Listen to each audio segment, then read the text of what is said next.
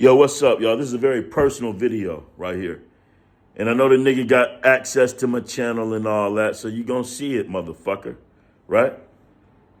So I'm not coming in peace. I'm only coming in peace to my partners and my loved ones who watched the video. But Paul Evans, Esau, Paul Evans, the nigga Esau, you, nigga, nigga. This video is definitely directed towards you, nigga. And I'm making it public now. I'm ready to chop you the fuck down. And I'm about to mow your ass down so bad, you're never gonna be able to fucking show your face in public again, you fucking punk ass nigga. This is deep personal right here. You know what I'm saying? So let me explain something to y'all. I was recently in contact with my older brother. So you know, in the hood, when you grow up, we ain't got no daddies and shit. And you know, your mom might be like my mom and have several children by several different men, right? And so I had a brother who was 10 years older than me. And I grew up under this nigga, right? So he was like the nigga that was in charge of the household and shit. So you got to follow orders basically from him. He was like my mom's henchman. Funny, they had the same birthday too. Libras and shit. Same birthday. Weird. And then they also have the same nodes, Rahu and Ketu. The Rahu was in Saturn in Capricorn, and Ketu is in Cancer, right? For the astrology nuts. But for those who don't understand that, don't worry about that. I'm just saying they had a lot in common, right? And so I didn't really give a fuck about my mom. I never really did after I had that experience where I went to the dumpster and the God told me he was going to kill her in the worst way possible. So I didn't have any reason to give a fuck about my mom after that. It was only duty after that. I only played a role in duty, right? It was only duty. There was nothing emotional of lovingness coming from me towards my mom after the Holy Spirit told me that shit, right? So moving forward, this video is not even about her. It's about her twin son, Paul Leon Evans, right? And so let me explain something. We were on the phone. I was talking to him recently. We were on the phone and we were talking about the matrix, the system, this Greco-Roman system and how it's dominating us and so on and so forth. And, you know, we're on the same page as far as that's concerned. But he's on some bitch nigga shit.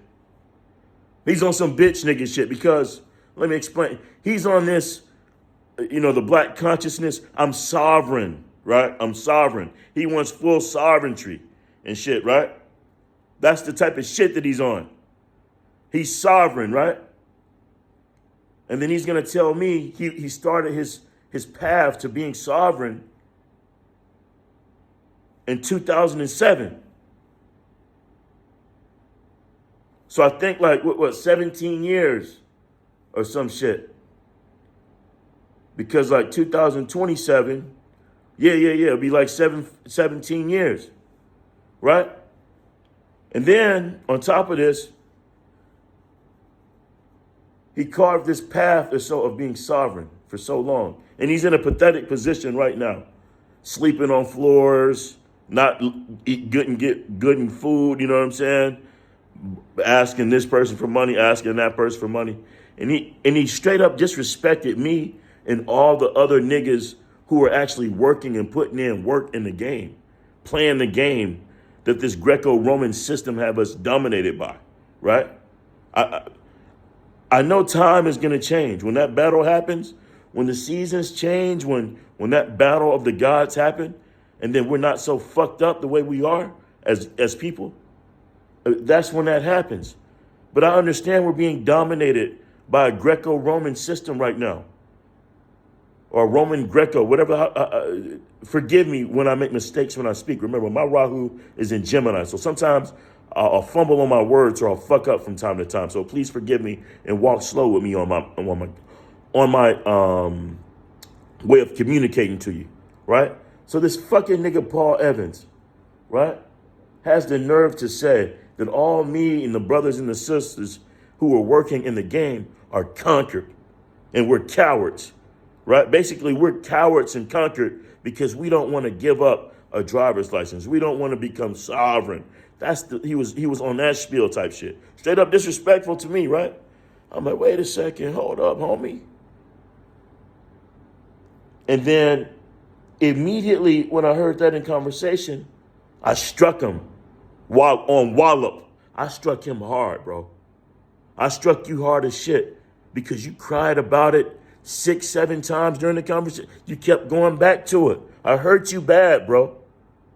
How you gonna call yourself sovereign, but you're begging for money from people that you label as conquered? Strike one, motherfucker. That's strike one, right? If you were really sovereign, you would master this Greco-Roman system and then have the resources you need to stay sovereign there permanently after. And then talk that shit. You're not doing that. You're defeated. You're by yourself. No one wants to listen to the bullshit you got to say. You're defeated because you failed. And you're not man enough to look in a fucking mirror, nigga. That's what it is. You know what I did, nigga? I looked in the mirror one day. I said, man, Eli, you're not hard enough. You're too much of a bitch. I said that to myself. I said, you're too much of a fucking bitch, nigga. You're too much of a bitch. I saw myself in the mirror. I looked myself in the eyes. And I said, whatever bitch that's still inside of me, that nigga has to die. I can tell you haven't done that shit, you bitch ass nigga. You never looked in the mirror and killed that bitch that's inside of you. You never killed the cur that's inside of you. You didn't. Because strike two's about to come up. Strike one was you're begging for money from people you label as conquered. Strike two, this is strike two. You told some story, right? About the woman that you were with had an opportunity back in the day to be on the TV show The Wire, right? I don't know Clefairy or Margot's real last name, right? But she's Margot Maguzawa right now. And you guys, her being married to you, you're not even valid Maguzawa. I'm taking that fucking name from you. You're not even fucking Maguzawa. You fucking coward.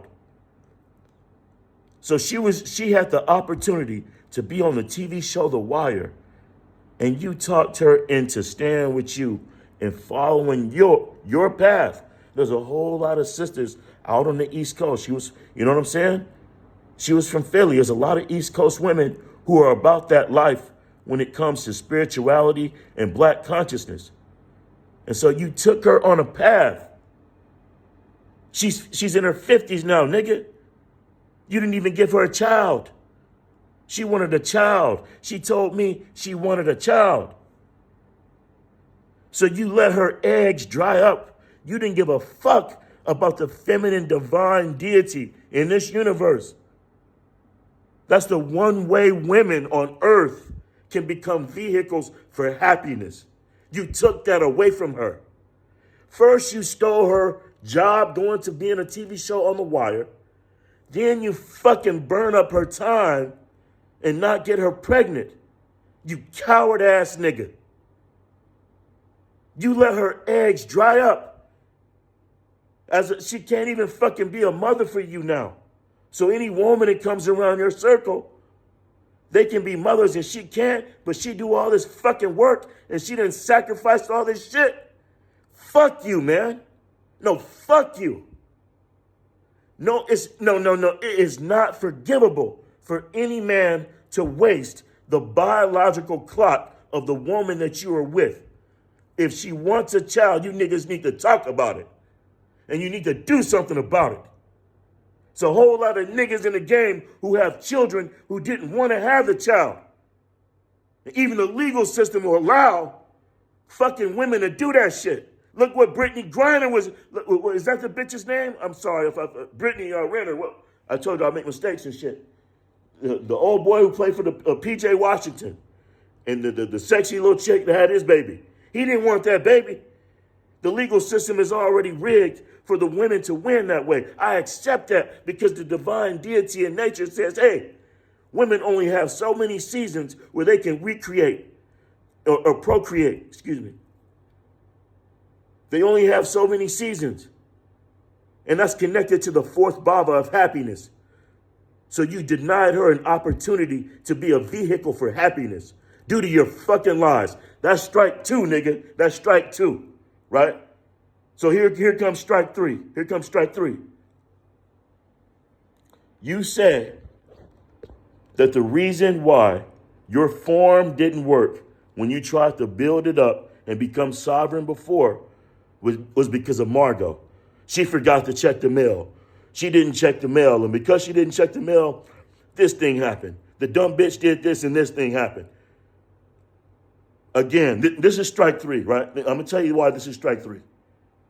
Under no circumstances does a man ever blame his wife for anything that they do that fails. Men do not point the finger and blame anybody. How the fuck you gonna blame your wife for you fucking failing? That's strike three. If my plan fails, say it is my wife's job to check the mail, and she ain't checked the mail, and then we end up losing everything that we built up, it's still on me. I'm sorry, baby, my plan wasn't right because I didn't reinforce checking the schedule to remind you. You take responsibility for it. You don't point the fucking finger at your wife and blame. That's strike three. That's strike three. You out, nigga. You X'd out. You X'd out. And honestly, if I were you, I would be concerned what spirits I sent after your ass. You're not worth my trouble going to fucking the United States. I'm having a great life over in Asia. But it doesn't mean my spirits can't get to you, homie. You walking on thin ice. Strike three, you bitch ass nigga.